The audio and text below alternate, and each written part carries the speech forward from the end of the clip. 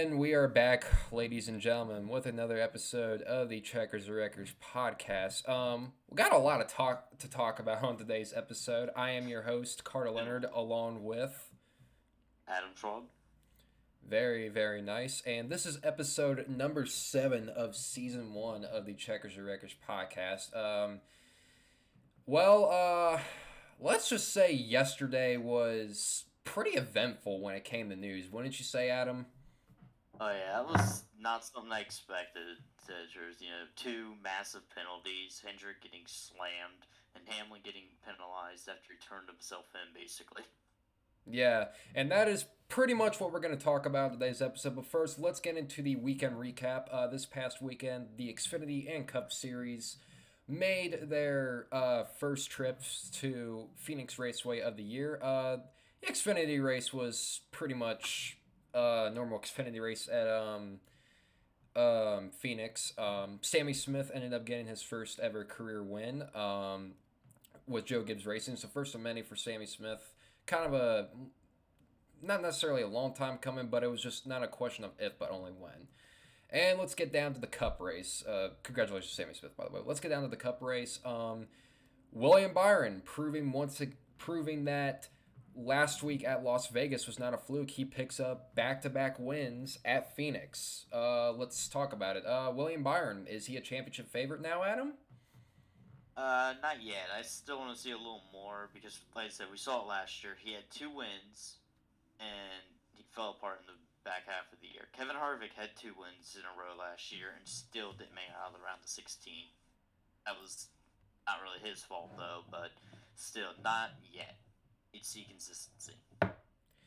Yeah, and I think this is probably the strongest start that we have seen William Byron have in his career. I mean, because of the fact of, you know, I think a lot of people touched upon it. William Byron, he's definitely one of the hit or miss drivers in this sport. I mean, X even said it himself. He was a big time William Byron fan.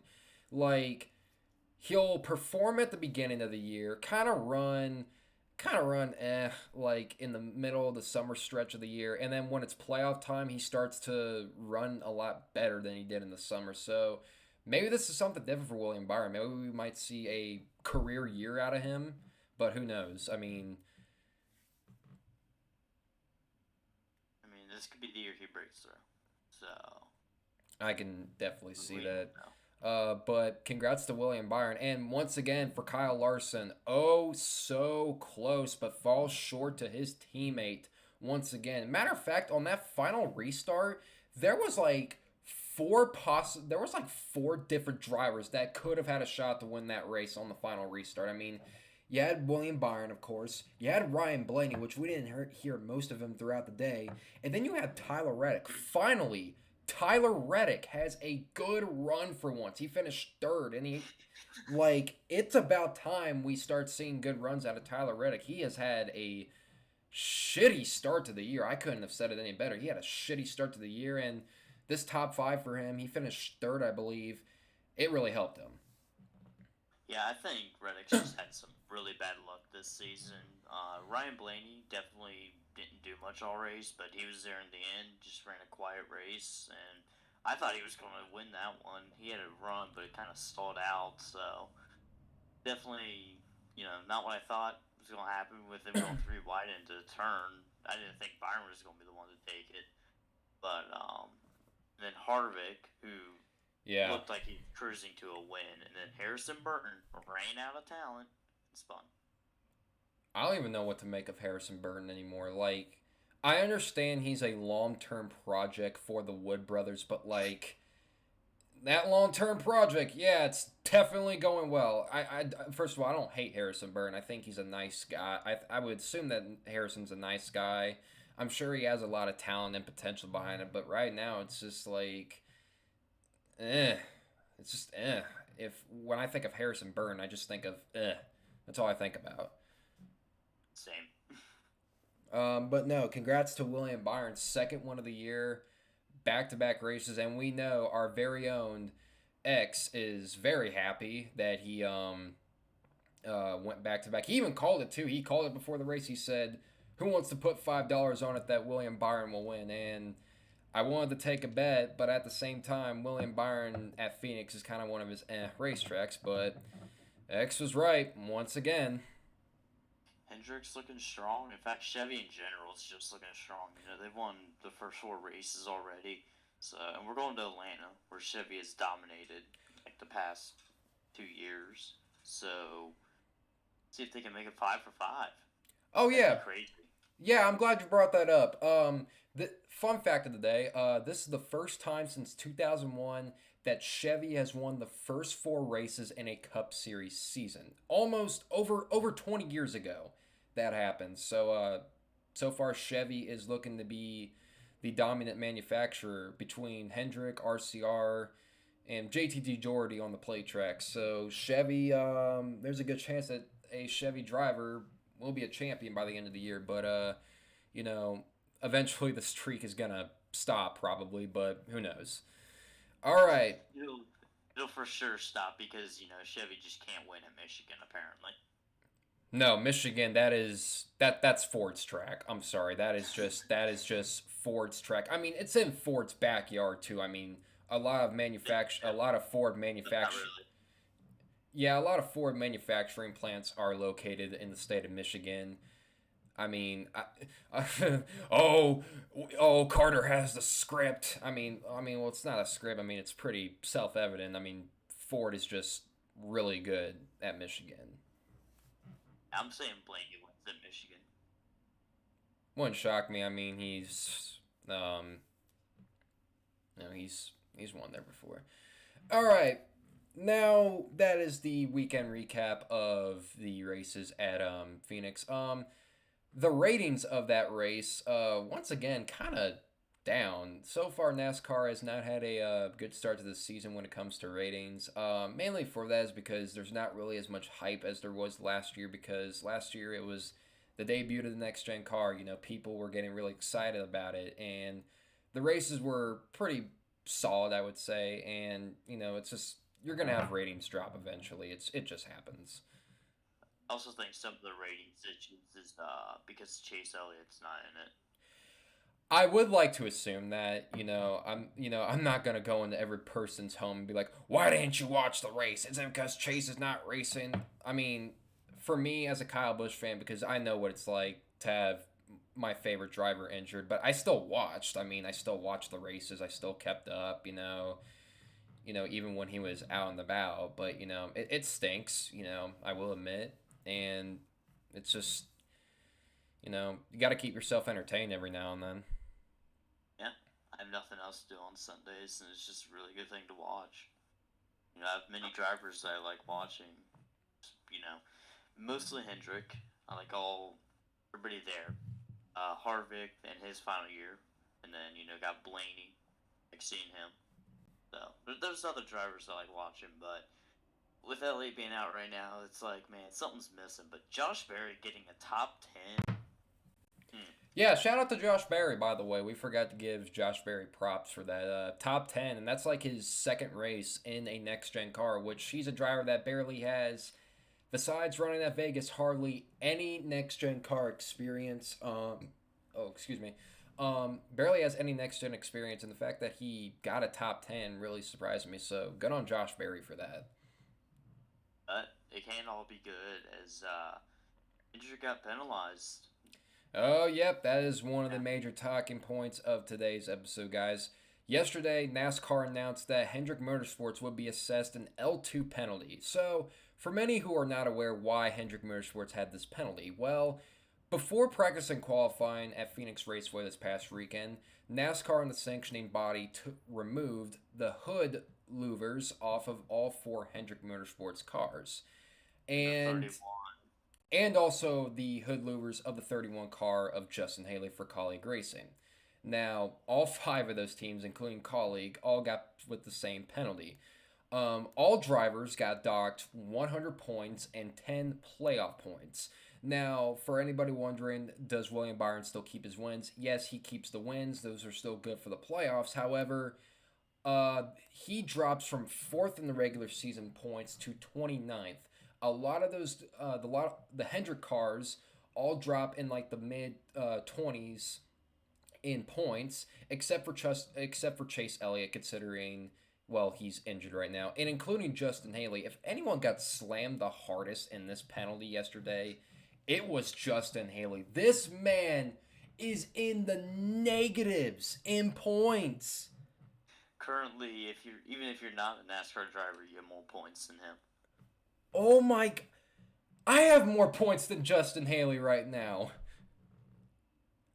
Oh my! Like, I believe Justin Haley I believe before the penalty he was sitting like 24th in points. This man went back to 44th in points. Yeah, this just sad. I think the penalty's a bit too harsh This considering they were never used in the race, practice, or qualifying. So I think they're just a little too much. And I know Hendrick's appealing it, so it better go down. It's just too harsh for nothing. It's the largest fine since Spingate in 2013, so yeah, the whole it's just not worth it. yeah, Hendrick Motorsports as a whole got fined $400,000. That is the largest fine in NASCAR history now. And Like, it was a manufacturer defect too. They didn't really do much from what I've seen.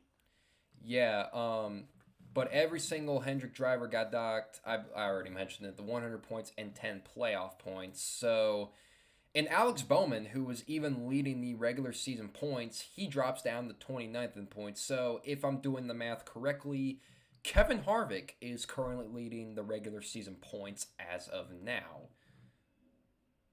in his final Cup Series season. But yeah, and all crew chiefs got suspended for 4 races too. Oh, So yeah. Josh Berry not even going to have like the crew chief he was working with the past couple weeks. Yeah, all crew chiefs, which are Alan Gustafson, Blake Harris, Rudy Fugle, and I'm forgetting the other crew chief, Cliff Daniels, have all been suspended for the next 4 Cup Series races, and they did announce the interim crew chief replacements. I will try to read those out if I can find them later on. But yeah, thoughts on this penalty from my perspective. This is a big boy ass penalty for Hendrick Motorsports. Like, my God. Like, I was expecting some sort of penalty when they took the hood louvers, but I didn't expect it to be this bad. I don't know, maybe 50,000 for each team. Maybe crew chief suspended for 1 race, something like that. Maybe a smaller points fine, something. But I don't know if it's fair to do that for something they really didn't have like anything with. They pretty much just said, "Hey, these aren't what we need," and got penalized for it. Yeah, like, it's just crazy to me because, like if you get an L1, if there's rumors of you getting an L1 penalty in NASCAR, you're in trouble, dude. Like, I don't think people understand how big L1 and L2 penalties truly are. Like, they are costly, dude. Like, they're not something to mess around with. It was inconsistency in the parts provided to the teams from NASCAR's single source supplier. That's from Bob Hocker, so they really didn't have any say in it. It's their single source supplier that messed up, and the teams are getting punished for that. Yeah, it's They didn't even use them in practice. They never got them on the track. Just the second they got there, they're taken, and they didn't give it a competitive advantage. So I don't know why the penalty is this harsh. all right. Yeah, and the interim crew chiefs for all 400 drivers read off as this: Kevin Minderen will be interim crew chief for Kyle Larson. Greg Ives, who was Alex Bowman's former crew chief, will reunite with him for the next 4 races. God bless Alex Bowman fans. I know you don't like Greg Ives. Brian Camp will work with William Byron, and Tom Gray with Josh Berry. So those are all 4 of the intern crew chiefs. Yeah, once again, very big penalty for Hendrick Motorsports. Truly something that I did not see coming, but we have another penalty to talk about, shall we? Yeah, Denny Hamlin. The last lap of Phoenix, he just got into Chastain, and at first it was like, oh man, that was a racing deal. He may have just got loose or something, but no, on his podcast, he actually confirmed that, yeah, he did on purpose, and NASCAR just gave him a $50,000 penalty, along with Oh, points, I believe, like 25 points. I believe it was 25 points and like a $50,000 fine. Correct me. Well, I believe so. yeah. And so that basically means Denny Hamlin just turned himself in. Yeah, like, okay, so this has got to be the most, like, hilarious thing, first of all, because when, first of all, I'm not a race car driver, so, like, I don't understand these guys' point of view half the time. Like, their perspective is way different from mine. But here's the thing, here's what I would do. The last thing I would do when I am, like, trying to intentionally wreck someone, like, I understand two wrongs don't make a right, but, like, if I'm trying to intentionally wreck someone, the last thing that I am going to do is talk out loud about it. I understand it's Denny Hamlin's podcast. He can talk about whatever he wants. But there has to come a time where you have to shut your mouth. He's not even going to appeal it either. I don't like Denny. Instead, he said, oh, I will be making an appeal to the people. So, whatever that means. Listen. I'm not listen. I don't hate Denny Hamlin, but he's starting to annoy the hell out of me. First of and this is one of the reasons why. This dude he runs his mouth too much. That's Denny Hamlin's problem. I understand he's one of the most outspoken and vocal people in this sport. When I understand I don't blame him from pointing out stuff that's like wrong, but at the same time, there has a fine line has to be drawn. And this is it. I mean, Denny, shut your mouth, dude. Like, are you trying to get yourself in trouble? Like, what are you doing? Like, I don't understand, like, what he was trying to do. Like, Denny, like, I understand, like, you're, like, that's your podcast, dude. You can do what you want with it, but, like, really? You had to talk about that? It's definitely one of the weirder ones I've ever seen penalized, RFK and stuff. They got penalized last year. I've seen drivers get penalized for something they blatantly did, but the fact that it looked like a racing deal and he still went out and said that, like, I did that on purpose. Yeah, you're coming with me. I'm like, dude, the best thing is just to keep silent about it, and maybe you wouldn't get fined. Maybe they would, like, probably say, hey, don't do that based on reasonable suspicion or some stuff like that. But, like, this man just really he just snitched on himself. Like, I can't believe that happened, though. How can you be that stupid? Like, what are you doing, my boy? Like, why are you... Like, is he that Let's answer this. Is Denny Hamlin that honest? Like, is he one? I bet Denny Hamlin is like one of those types of people that, like, if he does something wrong, and like it's really really wrong, he'll like tell his parents about it. Like, I mean, it's always good to be honest, but like, dude, if it's that bad, don't talk about it, and maybe you wouldn't get punished. It's definitely one of the weirder situations we've had. Like, my God, dude, I don't understand how you could be that goofy about it. But yeah, that's really all we have to say about the penalties. I mean, we understand why they were being made. We understand the consequences behind them, but Actually, somebody asked a good question. How is this different than when Juliana did the bump run to William Byron last year? Well, that's actually that's something we could talk about. Like, that's a valid point. Yeah, like, I guess.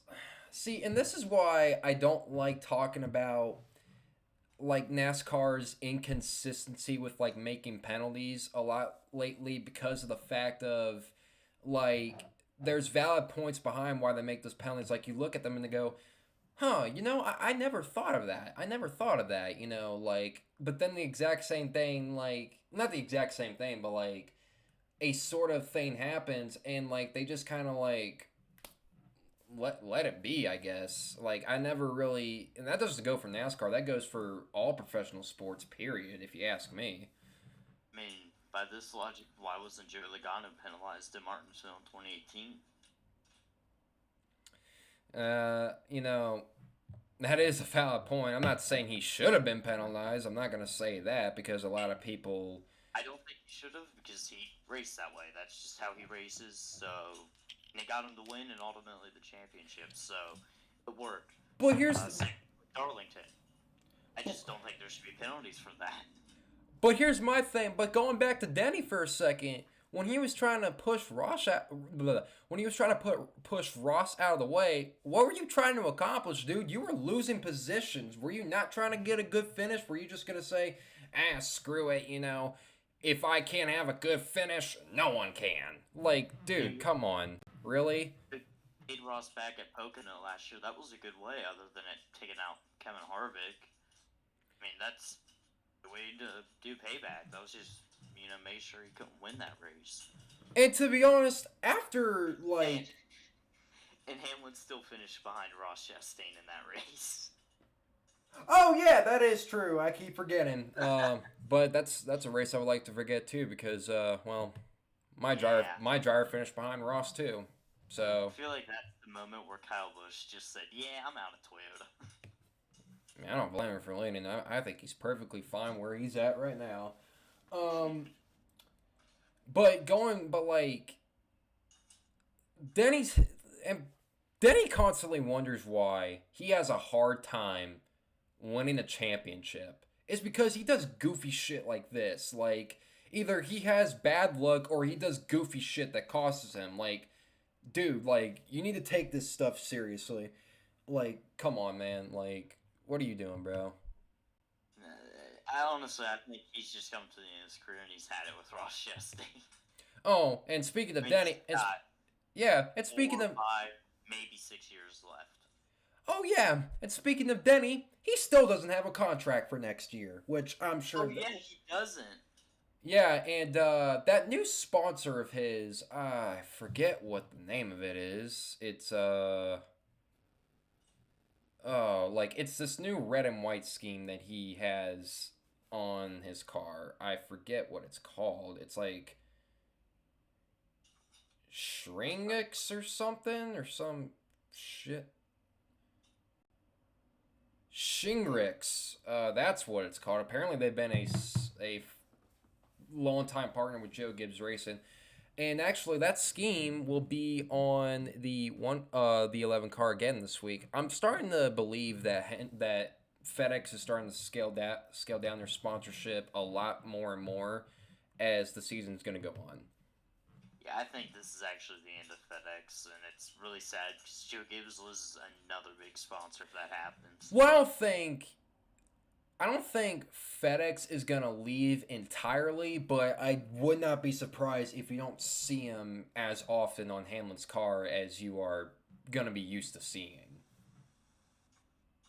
Yeah, it's gonna be weird if FedEx doesn't renew for next year. We're seeing 11 without it. And this year it's really going to be weird just seeing it not as often. 'Cause that's all I've really ever known Denny Hamlin for.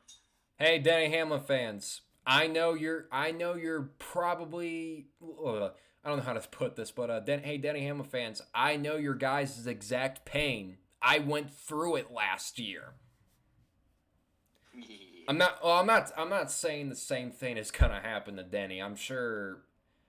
I think Denny will resign with JGR, but I mean, it wouldn't shock me if they wouldn't get another deal done. I don't think he's gonna leave JGR. I'm not saying that, but hey, I mean, we said that about Kyle Busch around this time last year, and look what happened. I mean, he's over there for RCR right now. If Denny were to leave, I wouldn't be surprised if he became an owner driver and drove for his own car at 2311. I think that's a theory that people have been throwing out for not necessarily the longest time, but like for the past several months. So I wouldn't be surprised if he did leave and went and drove for his own team. Nah, I mean, that would be weird. I think he'll stay with Gibbs. I think they'll work something out. Yeah. I just don't think things were going as good with Busch last year because Hamlin still has sponsorship. Now No, Busch just would not have that much. no, and And Snickers and Skittles pretty much was every yeah, race. yeah. Mars as a whole left, and I think what JGR was trying to do is that they weren't focusing on the little things. They weren't focusing on like they were trying to find that big sponsor, but they didn't look at like the little sponsors and say, "Oh, this could work out," this and that. They tried like, I'm sorry, but you're not gonna find a sponsor that's gonna pay 20, 30 million a season. That's just something you don't find every day. Not anymore, at least. Unless you're really lucky. That's just not around anymore. No, like business, a lot of teams' business models are like completely different nowadays. It just doesn't work that way anymore. And that wraps up the Denny Hamlin, Ross Chastain saga part 15 billion, or I don't even know. I don't even know what part this was. Like it's been like this rivalry has been going on for almost a year now. Eventually, someone's gonna be throwing hands, if you have to ask me. Yeah, I mean, and half of it, like, it's more Chastain is actually up on Denny if you're keeping score. Yeah, if you ask me, And he's retaliated. Both really have failed. yeah, if you ask me, when it comes between Ross and Denny, he's been costing himself wins, and Ross has just been cruising on by with W's. So like, I mean, if you ask me, Ross is like one. If it's one of those, another one of those, he won the battle, he didn't win the damn war. Ross is winning the damn war right now, if you ask me. I mean, he spun Denny multiple times. He's been payback once, but still finished ahead of him. And now this time he gets payback. He still finished ahead of Denny. This time Denny Hamlin got penalized for it. So, yeah, I don't know. I think he can't really do much. Eventually, something's really going. It's going to have to give. And yeah, on his podcast, he talked about how him and Ross Chastain, quote unquote, have a truce now. Sure, they do. They Isn't this podcast called Actions Detrimental? Yes, it is called Actions Detrimental. The irony. Yeah. What a fitting name, too. What a fitting name. Like, that is a fitting name. But yeah, that is all we have to talk about of the fines and penalties by itself. I don't know if Hendrick Motorsports will appeal. I wouldn't be surprised if they did appeal the penalty. Actually, a statement from Bob Pockers just now. Colleague Racing will actually appeal. Colleague Racing will appeal because one of its louvers was actually illegal instead of two. But then again, it still was illegal, colleague. Yeah. So I don't. So oh, no, it just doesn't sit right. The fact that it was a supplier issue and the teams are getting penalized for it. yeah, but then again, I'm not the sanctioning body. All right, so let's get into some more news. Some news stories that have been coming into this week. We had some, not really a lot of major news this weekend. Not this this weekend, but during the week we've had some news pop up. So let's get into it. Tricon Garage announced yesterday that Lane Riggs, who was the 2022 Weekly Series champion in late models in the NASCAR Advanced Auto Parts Weekly Series, will drive the number one truck for Tricon Garage this upcoming Saturday at Atlanta Motor Speedway. We don't really talk about prospects a lot on this show, but Lane Riggs has definitely caught my eye as one of the most interesting prospects. I I haven't really seen him race, so don't that much. He made 3 truck starts for Hallmar Friesen, which is Stuart Friesen's team, in the 62 truck last year. And actually, he got a top 10 in his first start.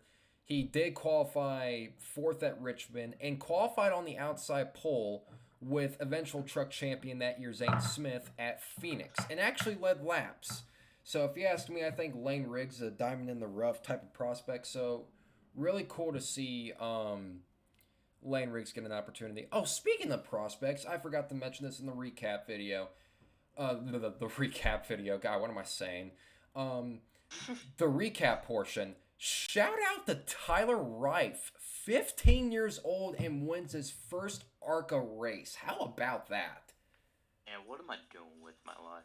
Yeah, like Adam just turned 18 and I am 17 years old, and we are just sitting here doing this podcast while this guy out here is winning races in the ARCA series. I mean, congrats to him. I will say that. Yeah. Really good for him. So let's talk about Atlanta, shall we? We're not gonna make race picks just yet. We're gonna say that after the show, but this is 1 year later after almost this is what the heck was that in the background? That was my brother being stupid, dude. Oh my goodness. God. That is funny. We love comedy here on the show. So once again, the 3 Touring series head back to their spring Atlanta races. I think my opinions on Atlanta Motor Speedway from last year have changed, because when I first heard that the announcement of it being reconfigured to a super speedway, I was just like, wait, what the hell? Why are they doing this? And then after I saw the first races, I'm like, okay, this may not be bad, but if you're only going to do it to one track, just do it to one track, leave everything else alone. Yeah, if Texas gets reconfigured, and it's a super speedway. Yeah, there's this kid.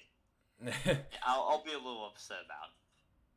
But since it's only Atlanta right now, I'm fine with it. In fact, I kind of like it, actually. Yeah, because, It's nice having another one, and this one's really different from Daytona and Talladega. Yeah, because Atlanta Motor Speedway was it still is a 1.5-mile track. It was probably the steepest 1.5 miles, I believe. It had about, before the repave, it was about 24 degrees of banking, and then it went up to 28 degrees of banking, and then, I understand, not every fan wants to see super speedway racing, because, if anything, those are demolition derbies more than short tracks are, but, the races weren't bad, but, if, I don't think that's necessarily what we wanted. I think they should have just repaved it and just left it alone. But then again, I'm not complaining. It's fine where it's at, I guess. It gave a solid race in July. Yeah, it was a pretty fun race in July. I remember I was up north. I actually went to the Mid Ohio race, the truck race that weekend, which was fun, and it actually rained for a portion of that weekend. I don't know what the weather's going to look like this weekend. I don't know how spring and summer Atlanta weather works. I've never been down there. I could easily look it up, but if the weather's good, the weather's good. Hopefully it's a little bit more warm than last year's spring Atlanta, because from what I saw, when it's really warm, that track is a lot more... It's a lot more easier. My brother, dude. This guy. For anybody wondering, if people have not been following along, that is Adam's brother in the background, as we are recording this episode. So, but we do allow a lot of comedy. I think so. Yeah. All right. So let's talk about how this Atlanta race is really going to play out. Obviously, it's super speedway racing, and you're definitely going to look at the guys who are going to be up there battling for the win. When it comes to plate racing, you have Blaney, you have Chastain, you have Hamlin, Keselowski. Kyle Busch might be up there this year. I mean, yeah, I mean, if what we saw in the Daytona 500 was evident of how good RCR may be at super speedway racing, I mean, who knows? I would definitely like to see him win at a somewhat plate race. I mean, I don't consider Atlanta a true super speedway, so to speak. I mean, yes, it races like one, it's banked like one, but my definition of true super speedway is 2 mile and up, that being Daytona and Talladega. But I mean, it's still super speedway racing. I mean, not like it's anything different. It's definitely smaller. It's a mile smaller, which definitely makes it a little more unique. Um, and I feel like the top lane there should work better than it does. It's just we'll see if they can eventually get a third lane going there. But yeah, Can't go 3 wide in the turns. I would not recommend that due to the fact of how narrow it is. Because maybe I've seen 3 wide in the turns and I just didn't pay attention. But if you're gonna go 3 wide in all 4 turns, please proceed with caution. yeah, Like, because it's still so new. It's gonna cause a big wreck if they do. speaking of Atlanta, NASCAR announced of the not NASCAR, I should say, but Atlanta Motor Speedway announced that the new pit road entrance, which prior to this new pit road entrance, it was the same as the old Atlanta Motor Speedway. They would pull in out of four, which I mean is kind of abrupt, I would say, because you would have to get way down to the bottom in order to not cause a wreck. But this new pit road entrance actually starts at the beginning of turn three, where drivers will actually depart off of the back straightaway and head down the pit road lane and go to pit road immediately. It's more like IndyCar now. Yeah, it's a lot more like IndyCar, but I don't know how the communication of it is going to go, considering, you know, when it comes to super speedway racing, drivers will normally put their hand out the window for drivers behind them, saying, "Hey, I'm pitting this time by," you know, just want to give you the heads up. So, um, because they're flying, like, this is a fast racetrack, and they're gonna be flying coming out of turn two. So like, they gotta be quick with coming on the pit road. So I mean, we'll see it this weekend with the trucks in the Xfinity, and that'll be a true test to see, all right, how this pit road entrance is gonna work. I mean, I think it'll work better. Getting off there kind of was sketchy, so it's not as big as Daytona and Talladega, so there's not much more room, and it's really sharp. So No, yeah, like no, you have like a whole straightaway to get down at Daytona and Talladega. Like you have like a whole like front part of like a straightaway to get down. Like you have plenty of room. But like but like when landing don't. yeah, like damn near 3 to 4 lanes to get on the pit road. So I mean, if it works, it works. So um but yeah, definitely I just love when people were freaking out about this track and people were like, "Oh my god, there's gonna be a flip," and I'm just like, I don't think this track is built that well for a flip, so to speak. They're not going that fast enough. We're on like 180, which is fast, but not like typically you need to be going around 200 for a good flip from just the air. Now, if a car goes in the grass, I mean, we could see something like Chris Buescher last year. That you can't really Yeah, I control mean, but that. that's like, but for Chris Buescher's case, the wheel departed and just like lifted the car up, like because the front, like the upper aim frame, like um of the axle, like broke off and just sent that car tumbling. So hopefully we don't see an airborne wreck, but it's I call this track a hybrid, half mile, half super speedway. That's a hybrid. It really is. I mean, I'm all for it. I mean, if it produces good racing, it produces good racing. And it, Um, and it does from what we've seen last year. oh, yeah. At least in July. Yeah, and who knows? The surface may get bumpy again as the years go on. Maybe it'll Really interesting. wear and tear. There was actually a big bump down that back straightaway, and hopefully they fix that.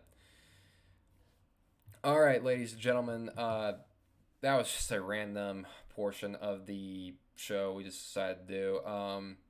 We wouldn't consider it filler, even though this is a over 40-minute show. We are at 40 minutes and 21 seconds of the show, and we are going to talk about our race picks for this weekend's race at Atlanta. The Truck Series returns. It is the Freight Auctions 208, or AKA the Freight 208 at Atlanta Motor Speedway. I'm gonna go first with my pick. There's not really a lot of good Super Speedway racers in the Truck Series.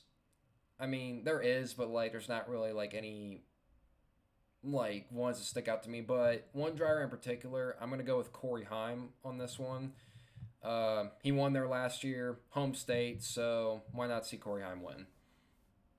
I'm gonna go out on a complete limb and say Matt Crafton wins. Ooh, that would not be a bad pick. I could definitely see Crafton win. Like a wild card win. All right, so those are our truck picks. Then I believe 2 hours later will be the Xfinity Series race. It is the Raptor Kind of Tough 250. Last year's winner was, I forgot to mention. I did mention it. Last year's winner was Corey Heim in the truck race. Last year's winner in this race, in the Xfinity race, was Ty Gibbs. I want to go for the obvious pick, but at the same time, it's kind of boring, and I wanted to go for someone new. But I'm going to go with the smart pick, and I'm going to say that Austin Hill will get his third win of the 2023 season. I truly believe Austin Hill is a threat at super speedways, and yeah, I just think that Austin Hill will get it done in Atlanta. I'm going to say Cole Custer comes back from, I guess, Xfinity win hiatus from whenever he last ran, and I think he's going to get the win. He's had a really tough start to the season too. He was actually leading at Fontana, and then it just and then he had those problems on the restart, and then he fell off. I actually thought he was going to win that race, but yeah, those are our Xfinity picks. And all right, ladies and gentlemen, now for the final pick, it is the Am Better Health 400 at Atlanta Motor Speedway. It is the 5th race of the NASCAR Cup Series season. I definitely took my time with this pick. But after looking at last year's race and seeing the guy who finished second, and I did pick him last week to win at Phoenix, but it didn't materialize. But I'm actually going to go with this driver. I am going to go with Ross Chastain. He was fast there in the spring last year. I believe Ross finished second in both Atlanta races last year, I believe. So hopefully third time's the charm, and I think Ross Chastain will win at Atlanta. I'm going to say the Chevy streak comes to an end, and it goes to a veteran driver that's yet to win all Super Speedway. I say Martin Truex Jr. wins at Atlanta. You know what? That's not a bad pick. I mean, I don't know where he led laps last time we raced there, so I want to say he finished the spring. I don't think he was in a wreck in the spring race. I don't think he was. Hold on, I'm gonna have to look and see where he finished. Because I don't think he wrecked last year. Did he? I don't think he did. Let's see. No, he actually didn't. He finished 8th. He finished in the top 10. I was thinking, because no, he didn't wreck there last year. So I mean, that's not a bad pick. I would definitely like to see Truex win that at Super Speedway. Wrecked there in the summer though, because Chastain turned him. Yeah, that was when Ross Chastain was on his Menace tour, his Menace summer tour, as we would like to say. All right, ladies and gentlemen, that is going to do it for our episode of the Checkers or Wreckers podcast this week. Not the longest episode that we've done. It's only been about almost 45 minutes. Not the longest. There wasn't really too much to talk about regarding news. We got down to the nitty gritty when it came down to the penalties and all that, and how Atlanta is going to race this weekend. So, I mean, it wasn't that long of an episode.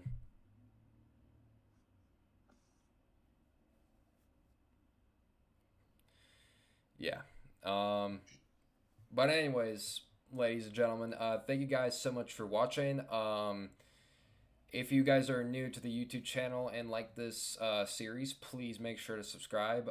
We are the newest channel in town to everything regarding NASCAR. So thank you guys so much for watching. This is Carter Leonard Adam Shaw. and we will see you guys next week. Peace out.